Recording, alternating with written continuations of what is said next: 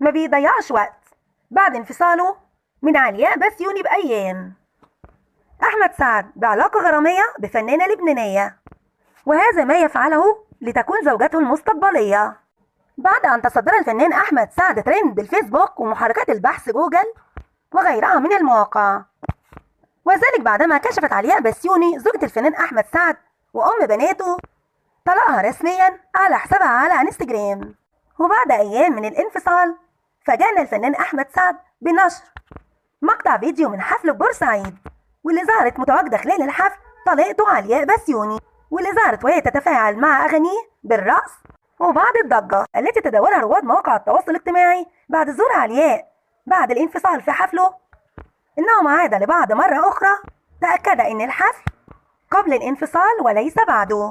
واليوم كشفت صفحة شربليت على حسابها على انستجرام عن علاقة حب جديدة بالفنان أحمد سعد، وإنه أيضا يقوم بدعمها لكي تكون نجمة في المستقبل. وأكد أنه هناك علاقة بين الفنان أحمد سعد والفنانة اللبنانية مها فتوني، وذلك خلال تقديمهم أغنية بداخل الاستوديو جديدة معا، وخاصة بعد أن أشاد بصوتها قائلا الله الله كلام وغناء من القلب.